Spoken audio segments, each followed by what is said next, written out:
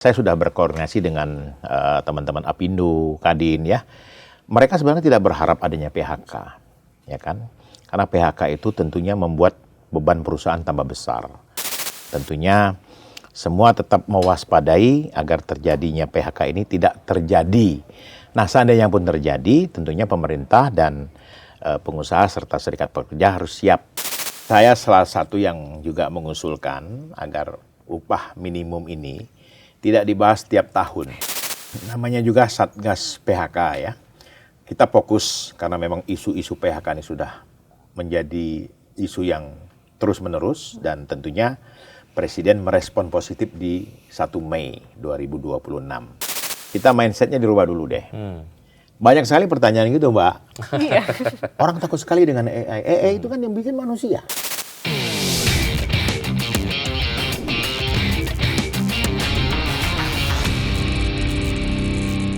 Halo Sobat Tanyus, kembali lagi di Bikin Terang bersama saya Diandra Mukni. Dan saya Wiki Adrian.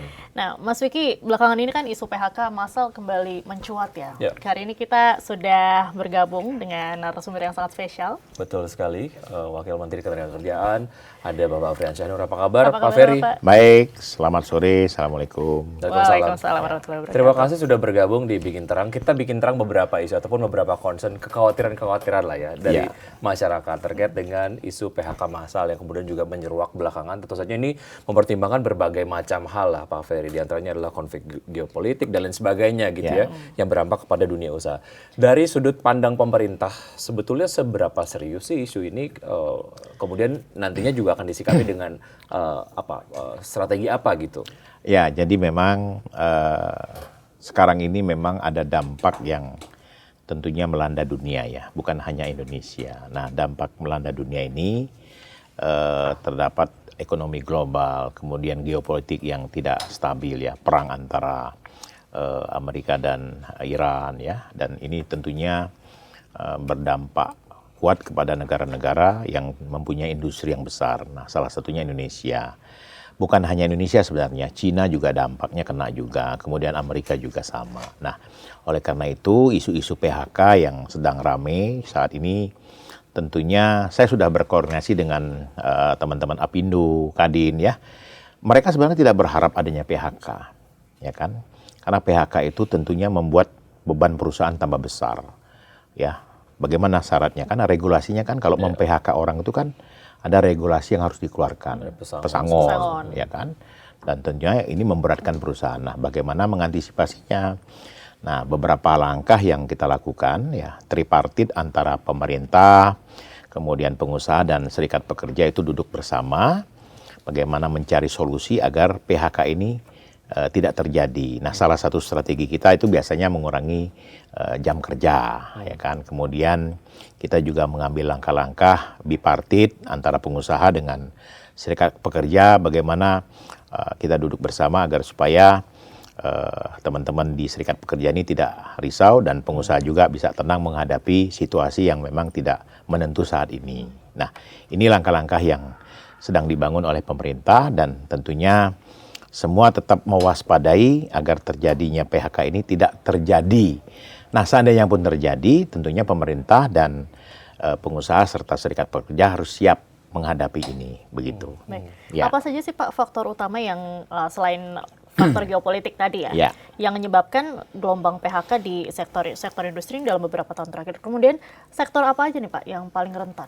Jadi kalau sekarang akhir-akhir ini ada sektor industri di industri keramik ya, dan tentunya industri-industri yang banyak menggunakan gas industri ya. Gas industri ini contohnya lagi chemical ya, perusahaan-perusahaan yang chemical, kemudian juga perdagangan ya, jasa, kemudian juga pertambangan, kemudian juga sektor-sektor lain yang tentunya berdampak terhadap adanya mohon maaf ya, misalkan bahan baku yang digunakan itu impor dari negara luar, sehingga bahan baku itu tentunya harganya menjadi lebih tinggi ya kan, dan menyebabkan produk juga sangat berkurang, dan satu lagi terhadap pesanan dari dunia luar, artinya negara pemesan itu mengurangi pesanan yang ada di negara kita begitu, sehingga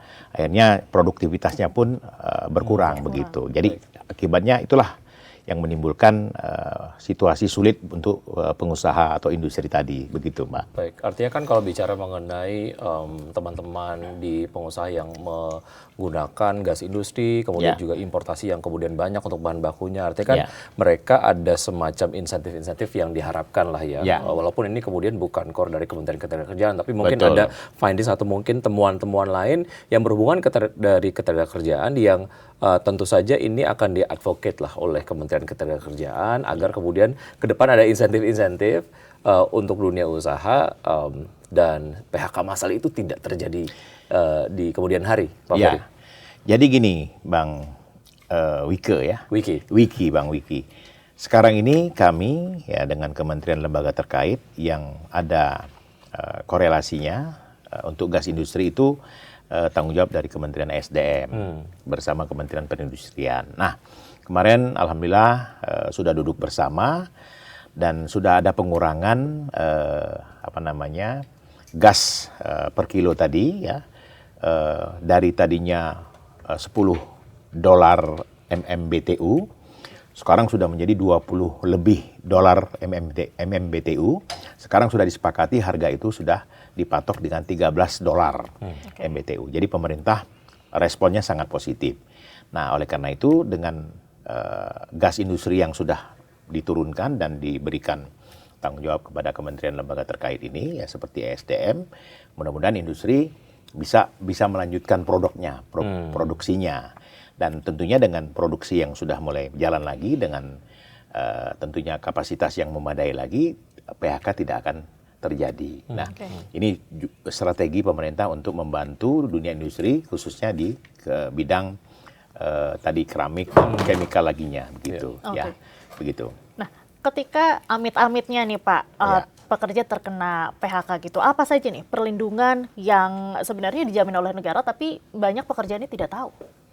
Jadi gini, sebenarnya perlindungan itu sudah ada dalam regulasi kita ya di Undang-Undang Ketenagakerjaan, Undang-Undang Nomor 13 tahun 2003 kalau nggak salah ya. Jadi ini sudah diatur soal jaminan sosialnya, kemudian jaminan-jaminan yang tentunya ada kalau di PHK kena apa yang harus dilakukan oleh pemerintah atau perusahaan tadi ya kan. Nah ini sudah diatur semua dalam regulasi yang ada dan tidak akan ada pelanggaran kalau undang-undang ini ditaati dengan baik. Jadi prinsipnya adalah serikat pekerja juga harus mengetahui bahwa situasi seperti ini dan tentunya para pekerja juga harus memahami juga bahwa PHK ini kan memang tidak dikehendaki oleh perusahaan. Cuman keadaan lah yang membuat mereka memaksa untuk mengurangi jumlah karyawan mereka. Bahkan juga bisa menutup perusahaan tadi karena memang betul-betul tidak bisa melanjutkan produktivitas yang ada. Nah, oleh kita itu kami dari kementerian bekerja sama dengan BPJS Tenaga Kerja yang memang mereka selama ini dipotong oleh perusahaan itu kan yang membayarkan itu kan perusahaan. Jaminan sosialnya ya BPJS Tenaga Kerjanya baik pun BPJS Kesehatannya juga itu adalah perusahaan. Nah, jadi mereka nanti diatur seperti itu. Kalau misalkan PHK terjadi, hak-hak mereka juga harus kita berikan, begitu. Yang menarik adalah terkait dengan bagaimana sebetulnya menjaga keberlangsungan dari dunia usaha di Indonesia untuk kemudian dapat terus beroperasi dan juga serapan tenaga kerjanya juga dapat terjaga maksimal. Apalagi kalau kita kemudian bicara mengenai upah minimum provinsi yang kemudian setiap tahun tuntutannya terus naik begitu ya. Bagaimana Kementerian Ketenagakerjaan melihat ini adalah sebagai sebuah hal yang memang harus dijaga ini di dua sisi, apakah itu dari pengusahanya dan juga pekerjanya gitu ya. Bagaimana ini kemudian menjadi satu dinamika lah yang terus dijaga balance-nya. Ya, jadi saya salah satu yang juga mengusulkan agar upah minimum ini tidak dibahas setiap tahun, ya kan? Jadi mungkin jedanya mungkin 2 tahun sekali kah, atau per 3 tahun gitu kan? Cuman memang karena ada cost ya biaya hidup gitu kan, akhirnya diakumulasikan biaya hidup orang itu setiap tahun itu pasti berubah, setiap daerah itu pasti berubah, ya kan?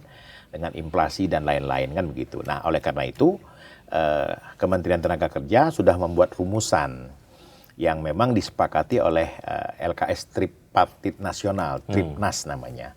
Dan di situ ada pengusaha, ada pekerja, unsur pekerja, dan ada unsur pemerintah yang menggodok konsep ini bersama-sama. Sehingga keluarlah rumusan-rumusan dan akhirnya lahirlah angka UMP atau UMK setiap daerah begitu. Nah, ini kita kolaborasikan dengan provinsi dan kabupaten kota yang memang harus kita koordinasikan begitu. Karena terkait dengan upah sendiri menjadi sebuah faktor yang kemudian cukup mempengaruhi operasional dari sebuah perusahaan begitu. Betul. Itu yang kemudian juga akhirnya menjadi salah satu pertimbangan utama mengapa akhirnya sebuah perusahaan memutuskan akan PHK atau tidak gitu ya. Karena terkait dengan peningkatan dari upah sendiri. Nah, kalau misalnya Pak, dalam kurun waktu setelah 6 bulan, ini kan juga terus diberikan semacam bantuan lah ya dari pemerintah.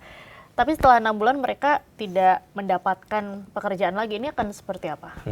Kalau selama 6 bulan belum mendapatkan pekerjaan lagi, ya negara tentunya harus betul-betul bisa memberikan solusi yang lain. Ya, tadi kami punya namanya di Kementerian Tenaga Kerja namanya TKM, Tenaga Kerja Mandiri Pemula, yang mana pemerintah menyiapkan pelatihan. Mereka punya usaha, kita berikan modal 5 juta untuk pemula. Dan kalau dilihat usahanya berhasil, kita tambah lagi namanya program lanjutan tenaga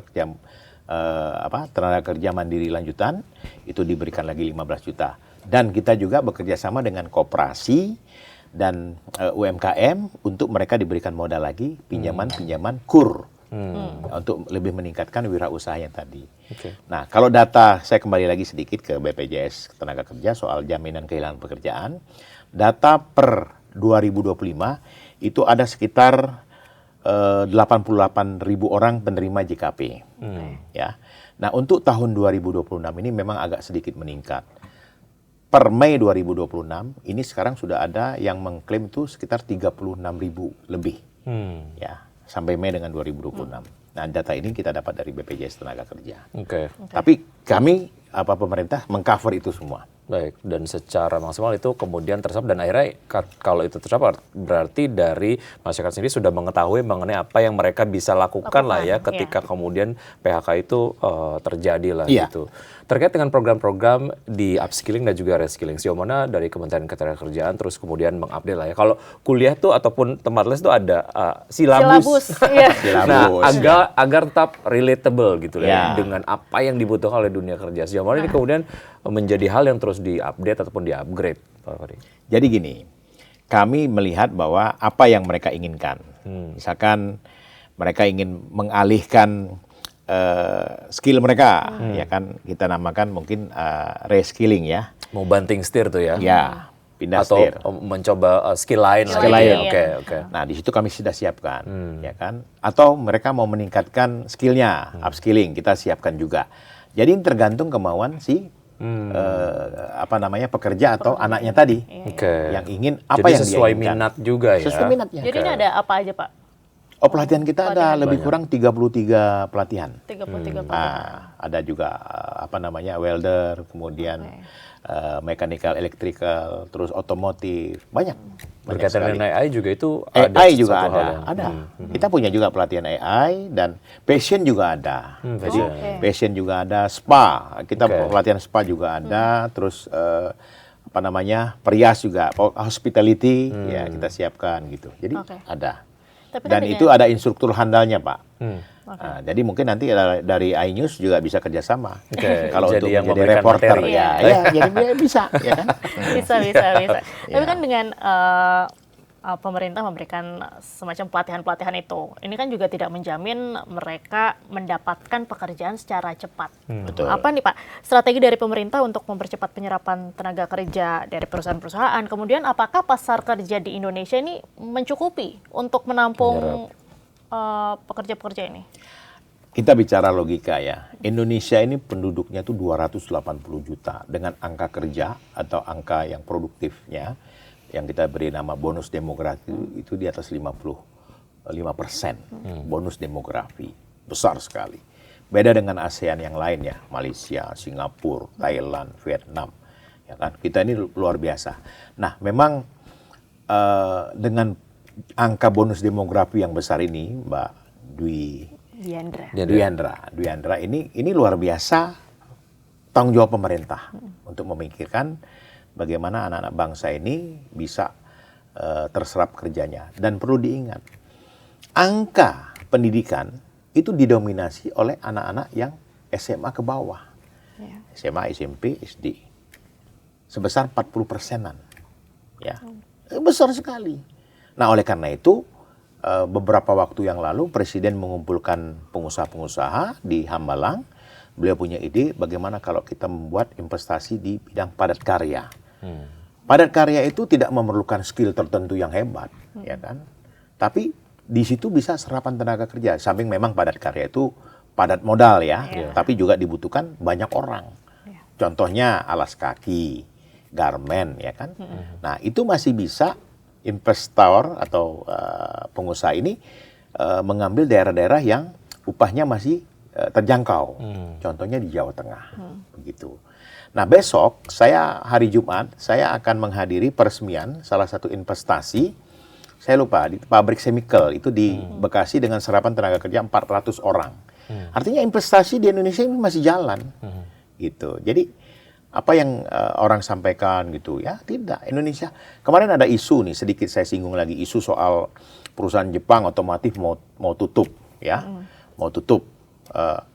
Dia itu memproduksi alat-alat kendaraan spare part yang memang sudah sekarang spare part di Indonesia ini sudah mulai berkurang, orang beralih ke listrik. Oh. Nah, itu bukan perusahaan otomotif besar, Pak. Kalau yang lain, Toyota, Daihatsu, Suzuki, semua masih aman. Dan itu tidak terganggu, ya kan. Nah, jadi memang inilah yang saya harapkan. Semua stakeholder ini membuat suasana tenang dalam situasi yang sedang tidak menentu. Jadi dari pemerintah, dari pengusaha, dari serikat pekerjanya pun adem gitu. Bagaimana mengatasi ini dengan tenang, ya. Semua negara dampaknya luar biasa kok. Saya dapat informasi lagi tuh di Singapura, ada namanya sel Singapura, ya kan? PHK banyak loh di Singapura, ya kan? Negaranya hebat itu kan PHK juga. Apalagi kita dengan penduduk yang besar. Cuman investasi ini harus kita jaga.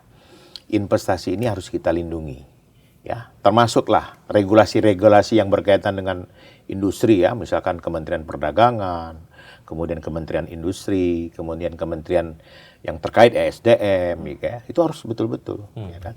Kita harus kolaborasi yang baik. Begitu, Bang. Bicara mengenai agar kemudian tenang ataupun tidak panik lah ya.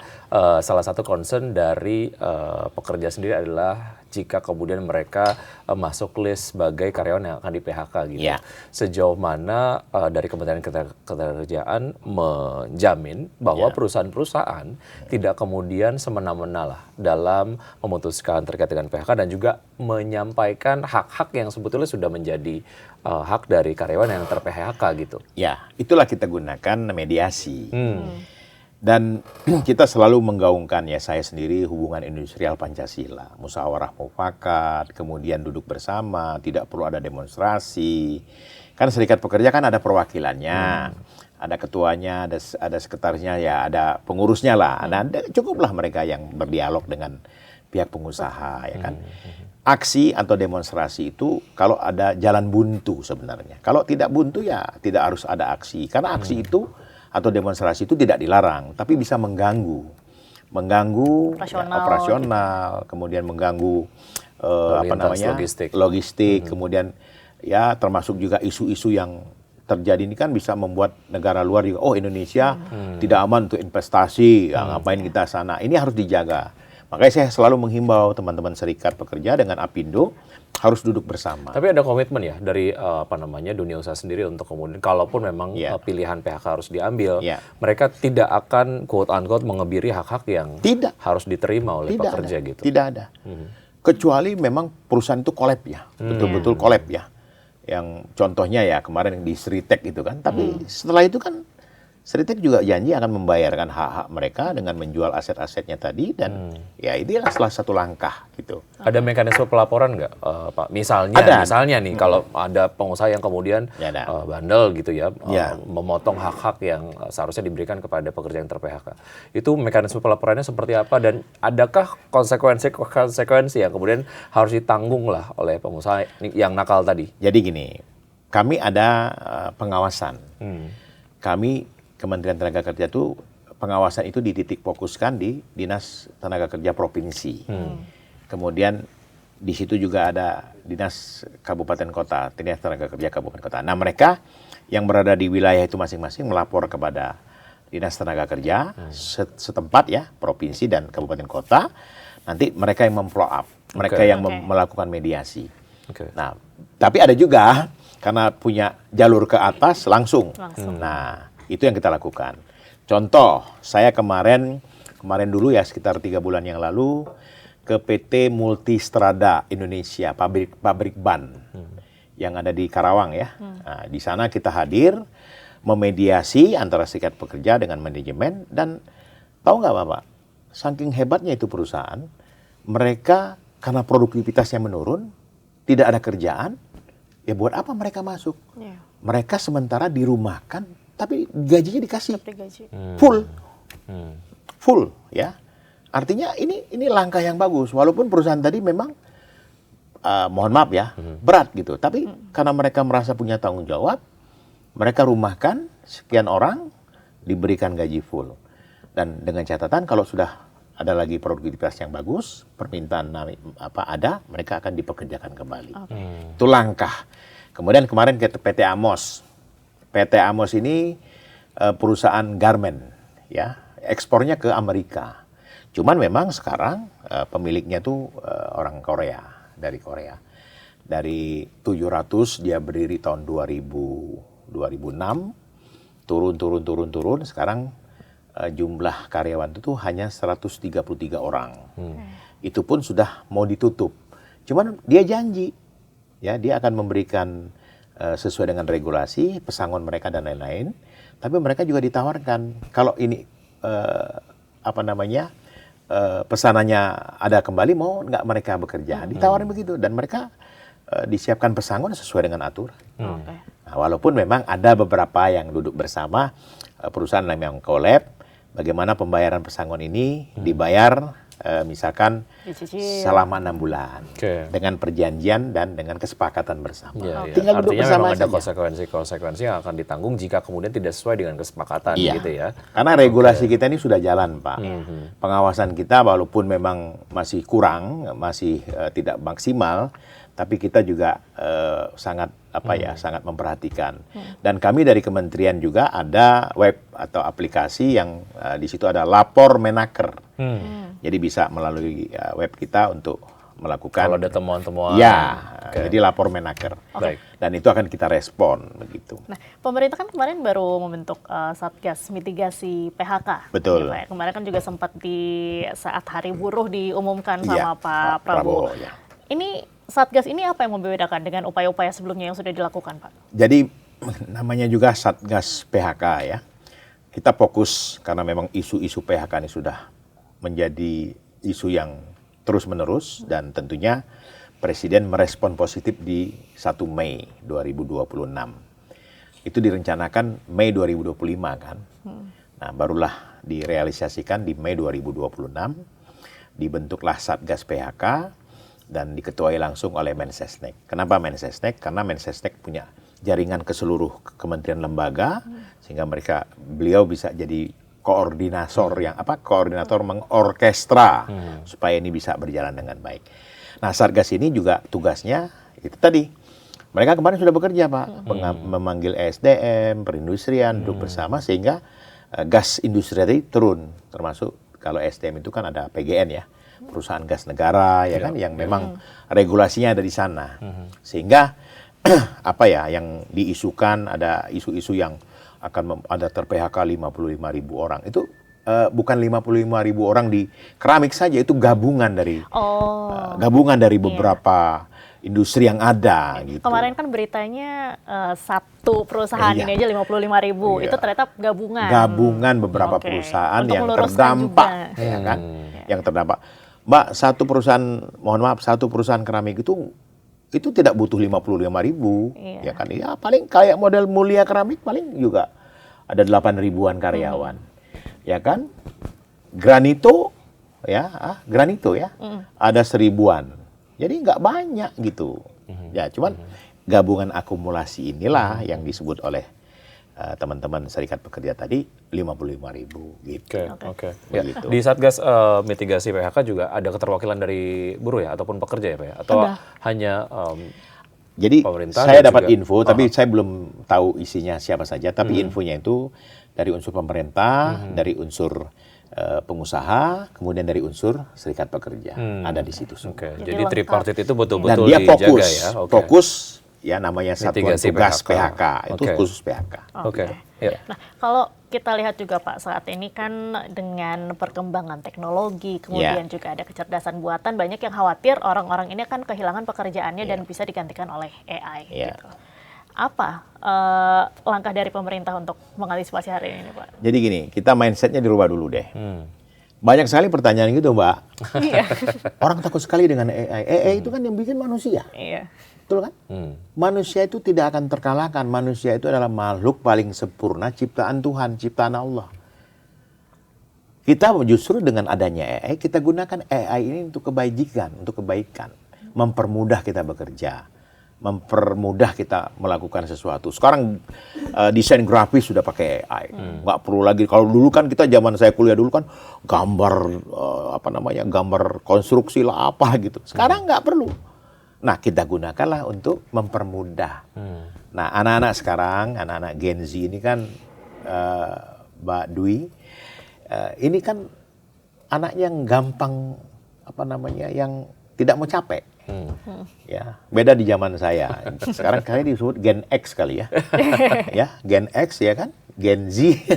Ya kan, anak-anak sekarang kan maunya kerja dalam ruangan AC, pakai digital, kemudian ya main-main semualah ya, dan itu pun ya artinya kita harus punya berinovatif sendirilah. Kemudian ya artinya juga AI ini jangan jadi momok, ya kan.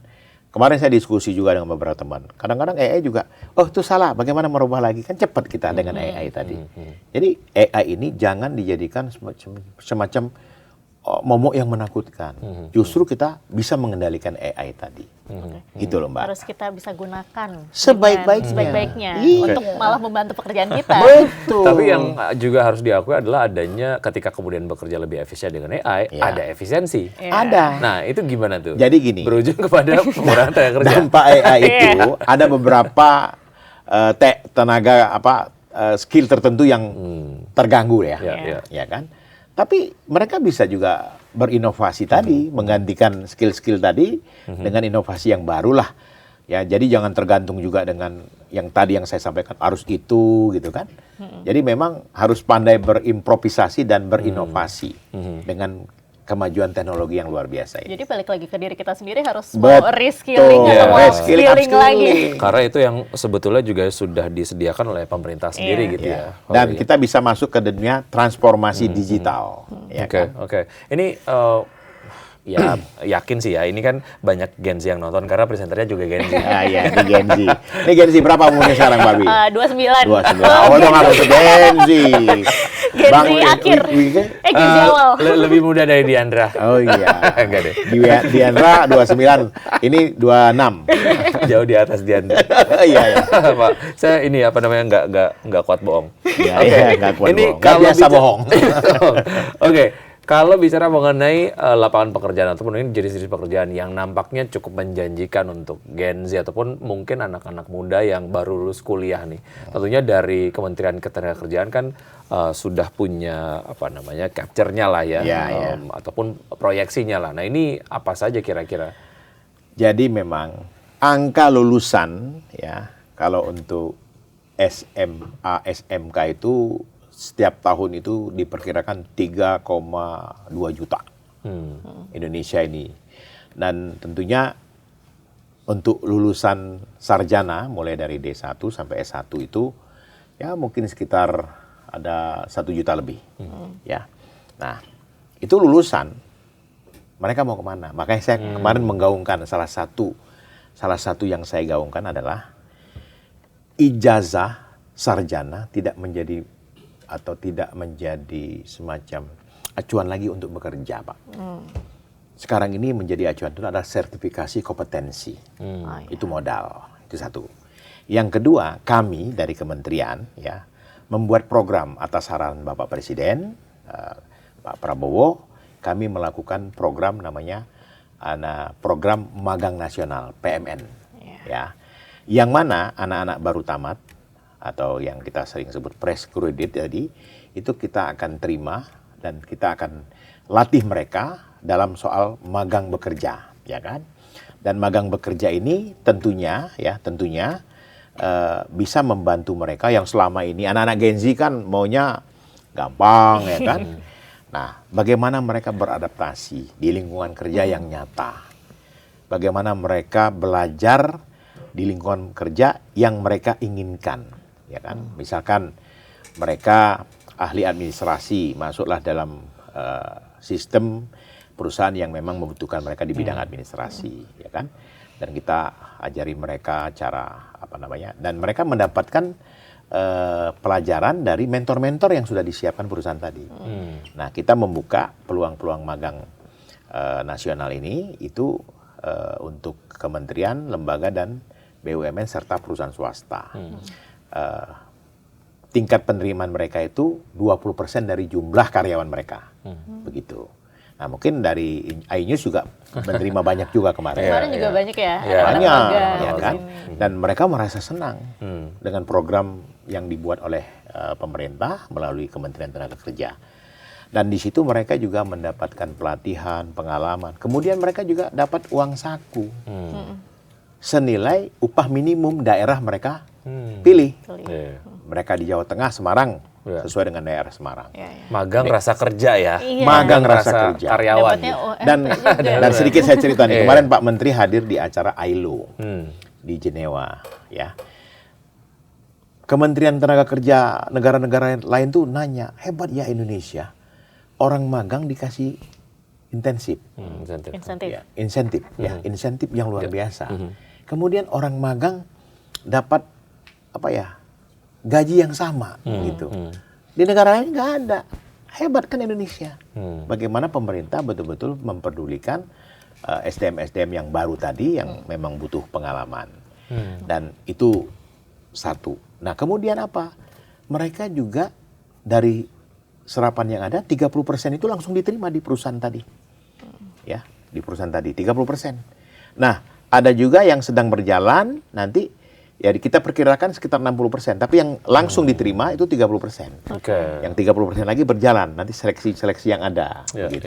Karena sebetulnya dari pengalaman magang sendiri, banyak perusahaan-perusahaan yang terlanjur nyaman ya dengan tenaga-tenaga magang, atau anak-anak muda yang magang. Jadi diberdayakan. Betul sekali, dan itu sebetulnya salah satu, bukan salah satu, di goalnya ya dari program magang ini. Mereka kemudian punya pengalaman. Betul, dan juga akhirnya dapat disrupt di dunia kerja. Dan untuk tahun 2025, kita sebut dengan angkatan pertama, itu kita menyiapkan 100.000 magang nasional. Untuk 2026, Presiden sudah perintahkan kita tingkatkan menjadi 150.000 orang. Dan kita akan buka mulai bulan Juli ini. Gitu. Dan anak-anak lulusannya itu, anak lulusan Juni 2025 sampai dengan Juni 2026. Begitu. Dan kami juga membuka, kalau 2025 angkatan pertama itu tidak ada profesi. Nah, untuk 2026 ada profesi. Kalau profesi ini kan dia tamat harus menyesuaikan lagi. Ya kan? Seperti dia kalau dia lawyer atau pengacara ya. Atau dia farmasi, apoteker, perawat ya kan. Nah, jadi seperti itu. Nah, kita buka untuk profesi ini. Dan tadi saya diskusi juga dengan Pak Menteri, kita akan mengurangi di kementerian lembaga, ya kan? Kita akan memfokuskan di perusahaan-perusahaan swasta maupun BUMN, gitu. Jadi yang di kementerian lembaga kita kurangi. Yang vokasi yang lulusan SMA atau SMK gitu juga ada ya Pak ya? untuk lulusan SMA, SMK kita latih mereka di namanya pelatihan nasional, pelatihan vokasi Dilatih nasional. dulu. Oke, Nah, baik. kita siapkan itu jumlahnya 270.000 orang, ya kan? Dan di situ juga disiapkan 50 tadi yang saya sebutkan 50.000 slot untuk yang ter-PHK. Yang ter-PHK, Nah, yang gitu. reskill Dan mereka tadi. kalau yang magang mendapatkan intensif uang saku senilai upah minimum, daerah masing-masing dia pilih. Kalau pelatihan vokasi nasional itu mereka menerima lebih kurang 50.000 uang transport dan diberikan 1 kali makan. Oke. Begitu. Pak, ada satu hal yang masih menyentil saya kadang ya. Ada tren banyak sekali warga negara Indonesia yang beralih profesi atau kabur ke luar negeri untuk mencari pekerjaan di sana, mencari peruntungan di sana, karena sulit sekali mencari pekerjaan di sini yang menurut mereka penghidupannya itu kurang sejahtera lah. Nah, dari Kementerian Ketenagakerjaan sendiri melihat ini seperti apa? Jadi gini, dulu saya sempat menangani soal pekerja migran ya. Jadi kita di Kementerian Tenaga Kerja itu kita melatih orang-orang yang ingin berangkat ke negara yang sudah kita kerjasama. Contohnya Korea, Jepang, kemudian negara-negara lain seperti Taiwan, Hong Kong, ya kan. Nah, disitulah kita bisa mengirim anak-anak kita, ya, pekerja migran tadi untuk bekerja keluar negara tadi yang sudah kita kerjasamakan. Jadi ingat itu, kita sudah bekerja sama dulu dengan negara tadi.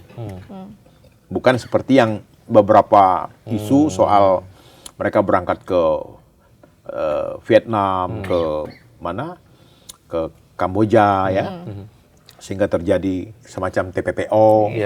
Itu mereka itu mendaftar sendiri melalui online yang dijanjikan oleh perusahaan-perusahaan tadi. Nah, ini kita himbau juga nih, mumpung saya lagi di sini. Ini sebenarnya tugas PMI, KP2MI nih, Kementerian Pekerja Migran, ya kan, Kementerian Perlindungan Pekerja Migran Indonesia. Nah, ini sebenarnya anak-anak kita yang tadinya berkeinginan untuk mencari pengalaman dan menambah penghasilan, mereka harus siap dengan skill yang ada. Kedua, bahasa. Bahasa negara tujuh. Jepang, Korea tadi ya kan? Dan tidak kita sembarangan. Kita akan latih mereka dulu, kita akan siapkan skillnya, dan kita akan tanya negara sana. Butuhnya bidangnya apa? Gitu. Otomotif, atau apa namanya, welder, atau apa, konstruksi, kita siapkan. Dan tentunya juga mereka juga akan terus terang memang gajinya menjamin dan menjanjikan. Itu kalau welder itu di Korea itu bisa 1 bulannya mendapatkan 30 sampai 40 juta. Ya kan? Tapi memang kita hidup di negara orang kan begitu. Dengan standar hidup yang berbeda. Ya, standar hidup berbeda. Tapi mereka bisa mengumpulkan, Bang, itu sekitar dari 40 juta tuh mereka bisa ngirim ke Indonesia untuk keluarganya itu sekitar 30 juta. Jadi mereka juga di sana diberikan tempat tinggal. Kebetulan juga kayak Jepang itu, memang warganya sudah tidak ada lagi. Habis. Untuk generasi mudanya ya. Untuk generasi mudanya.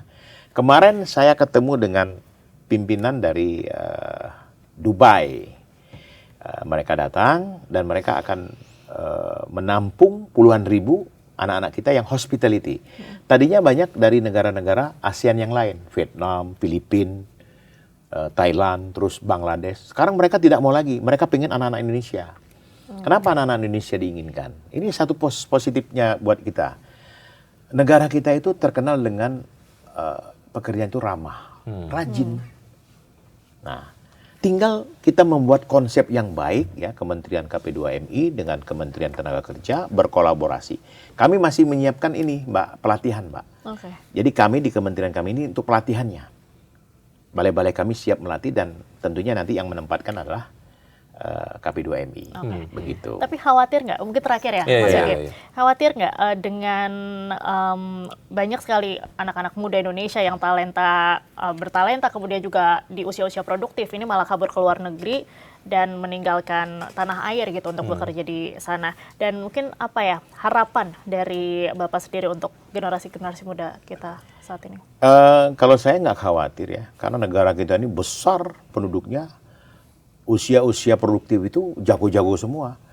Jadi dengan dia punya kemampuan mau ke luar negeri dan dengan skill tertentu tadi, mereka punya tanggung jawab. Dan tahu nggak Mbak, kadang-kadang mereka juga susah juga mau berangkat, orang tuanya nggak setuju, padahal ingin merubah nasib. Jadi prinsipnya kita ini banyak SDM, banyak sekali SDM, ya kan? Dan memang ya alangkah lebih baiknya kalau memang ada peluang di negara sendiri ya. Betul. Cuman kalau tidak ada kemungkinan besar peluang ke negara orang, kenapa tidak? Kesempatan ini kita ambil, ya kan? Yang penting bagi kita satu, mereka terjamin di sana, ya kan? Mereka kesejahteraannya pun terpenuhi. Makanya penting mempertimbangkan negara-negara yang sudah bekerja sama dengan Indonesia agar kalau ada apa-apa gampang follow up-nya gitu. Betul. Ya. Pak Ferry ya. Jadi itu utamanya. Baik, berbagai upaya yang dilakukan oleh dunia usaha dan juga pemerintah lah ya, dan juga oleh dunia kerja ataupun mungkin dari pekerja sendiri.